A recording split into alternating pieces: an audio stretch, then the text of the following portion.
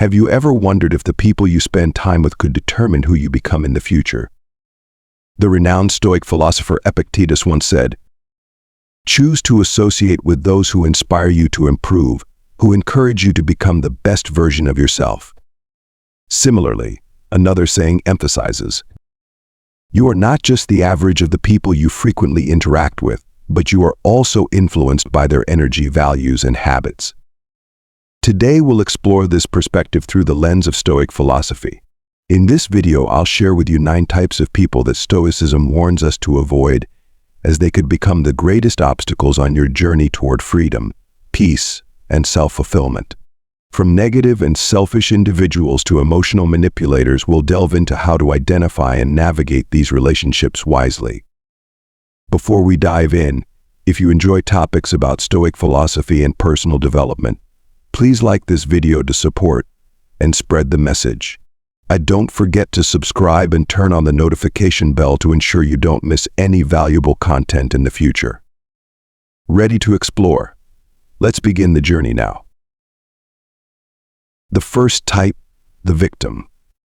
Imagine life as a chess game. Everyone has the same pieces and the same goal: checkmate the opponent's king. You strategize, take risks, and make sacrifices when necessary. However, those who play the victim always find ways to blame the board, the pieces, or even their opponent for their missteps. In their minds, they are constantly checkmated, not because of their own decisions, but because of some invisible force working against them. They create endless narratives about injustices, casting themselves as the weak and helpless main character. For instance, "I can't save money because my salary is too low. I can't lose weight because I don't have time to exercise." Of course, some people genuinely face tough circumstances or systemic issues. But this type of person uses their situation as a perpetual excuse, refusing to take responsibility for their actions or their lack of action. How to deal with them? Set clear boundaries. Don't become the hero who constantly solves their problems. Be empathetic, but don't let yourself get sucked into their spiral.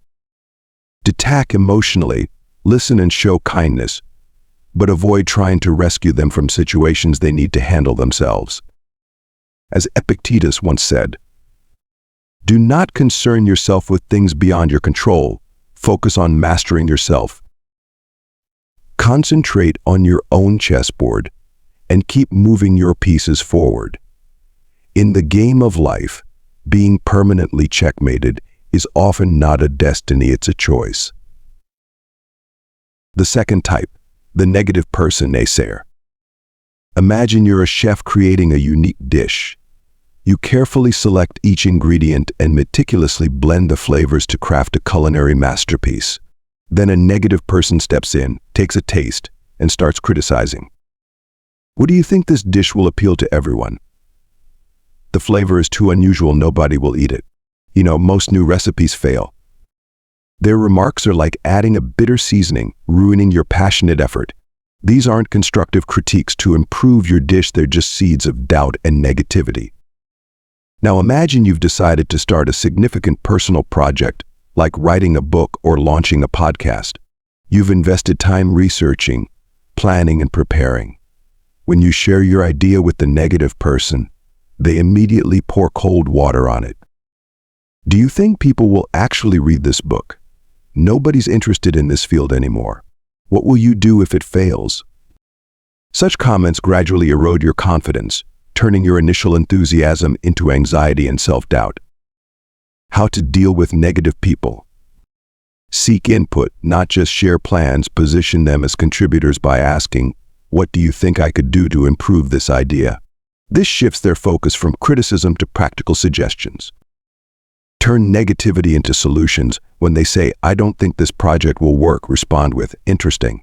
Do you have any suggestions to increase its chances of success?" As Epictetus once said, "Focus on what you can control and let everything else flow as it will." The negativity of others is not part of the recipe for your life. Listen to constructive feedback, but don't let negative remarks spoil the flavors of the life you're building. When a negative person tries to add bitterness to your dish, stay confident. Keep creating, Add the ingredients you love, and make your life a vibrant feast full of colors and flavors. The third type, the complainer. Imagine you have an acquaintance, perhaps a colleague, relative, or friend who always views the world through a negative lens. When it's sunny, they complain about the heat. When it rains, they grumble about carrying an umbrella. On a trip to a famous destination, they'll say it's too crowded or that the services aren't worth the cost. You might think, just ignore it. Their complaints don't affect me. But this is easier said than done. Frequent exposure to a complainer can feel like a slow, persistent drip of water, gradually wearing down your emotional energy and spirit.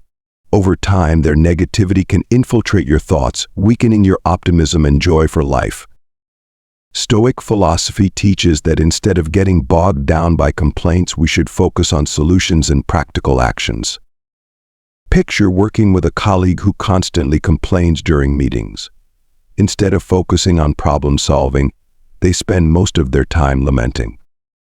Why is this task always so difficult? Or this system is so flawed that no one can do anything with it?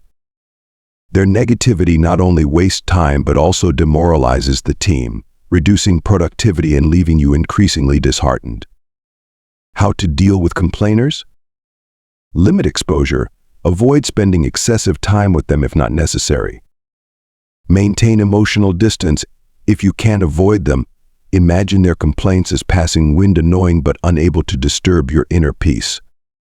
Redirect the conversation. When they start complaining, gently steer the discussion in a positive direction or ask, "What do you think we can do to improve this?" As Epictetus said, "It's not the circumstances that disturb you, but your perception of them." Protect your mind from negativity. Don't let someone else's complaints rob you of your inner peace. Like a mountain standing firm in a storm, maintain your calm, focus on solutions, and continue your journey without letting complaints hinder your progress. The fourth type, the exaggerator. Imagine you're preparing for an important company event and everything is going according to plan. Then, a colleague, the exaggerator, shows up. They spot a minor issue, like tablecloths in the wrong color, and immediately blow it out of proportion. "Oh no, we can't hold this event with these tablecloths. This will make everyone think poorly of the company." Things are worse than you realize. At first, you might think they're just detail-oriented, but as you work with them more, you realize that every minor issue becomes a massive crisis in their eyes. Worse, they have a knack for pulling you and others into their chaos, draining your focus and energy. Why are they difficult to deal with? Their stories are often so exaggerated that you feel compelled to intervene or fix the situation. The stress they generate spreads easily, making everyone around them anxious or pressured.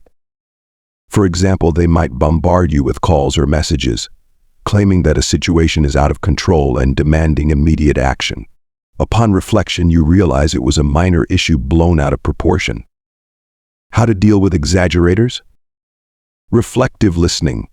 Instead of getting drawn into the drama, respond to their emotions in a neutral way. For instance, if they say, "Everyone will judge us because of these tablecloths," reply with, "You're concerned that people might notice this detail." This approach neither agrees nor disagrees but allows you to stay calm. Selective availability. Limit the time and energy you dedicate to them, especially when their concerns aren't significant. Focus your energy on what truly matters. As Epictetus said, "Disturbance doesn't come from events but from our reactions to them." Stay steadfast in your tranquility. Don't let someone else's exaggerated narratives disrupt your focus or peace. Continue doing what needs to be done, leaving them to weather the storms they've created. The fifth type, the overly optimistic person, toxic positivity. You've likely encountered this type of person, always beaming with a bright smile, spreading positive vibes everywhere. When you're struggling or hurt, they'll say, "Don't overthink it, everything will be fine." At first, this might sound comforting, but in reality, it invalidates your feelings. This excessive positivity not only leaves you feeling misunderstood, but also makes you question your natural emotions. Imagine you've just lost a job you loved. You feel heartbroken, disappointed, and need time to process your emotions.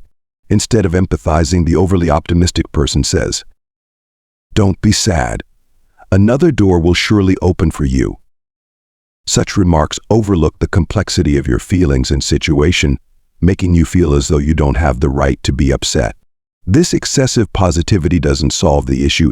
It suppresses your emotions, leaving them unacknowledged and unhealed. How to deal with them? Balance light and shadow. When they say think positive, it's not as bad as you think. Respond with, "I'm trying to focus on the positives, but feeling disappointed right now is also an important part of my healing process." This asserts that all emotions, even negative ones, have value.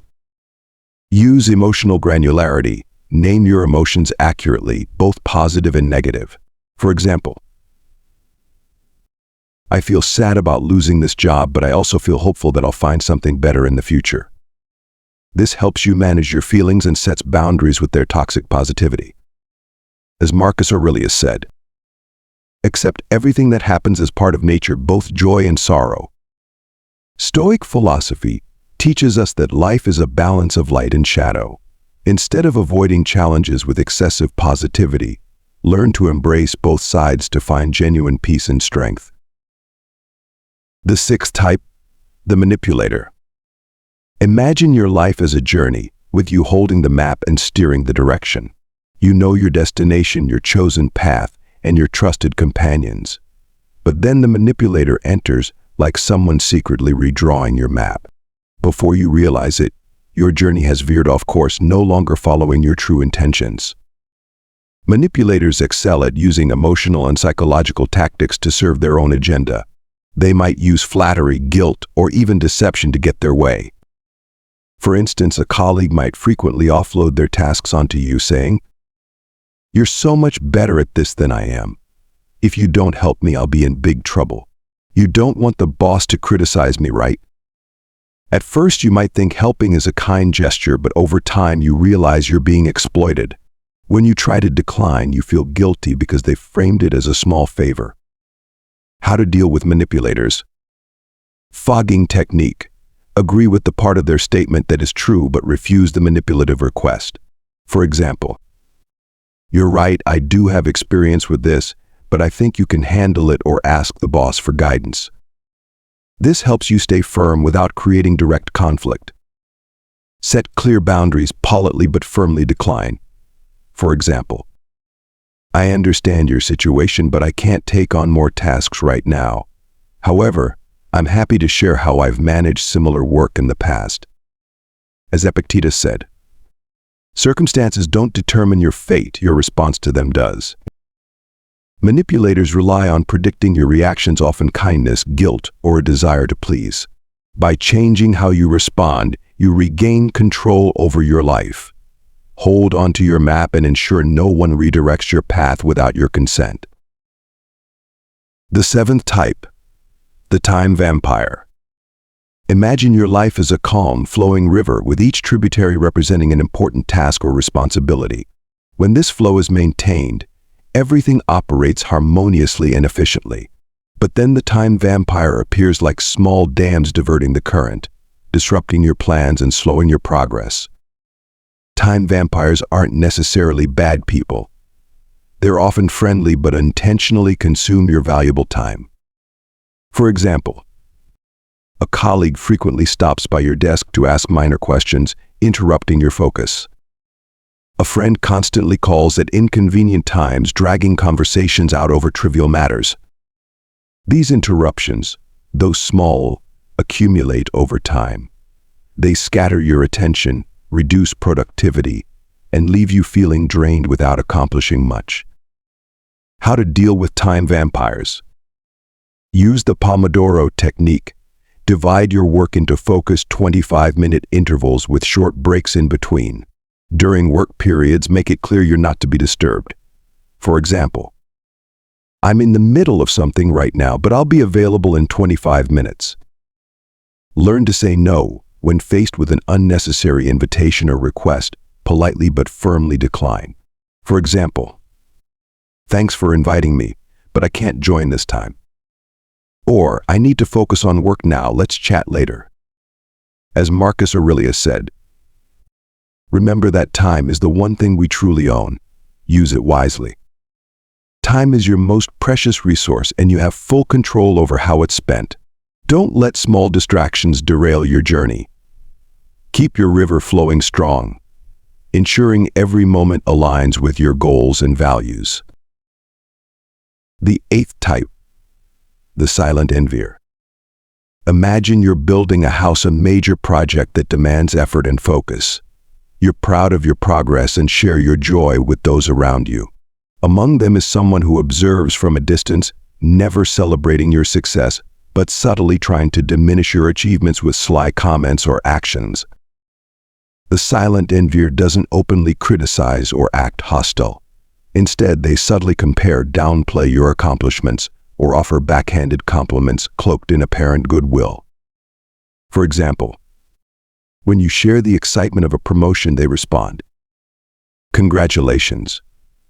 But the new position must be so stressful. I hope you'll have enough time to manage everything."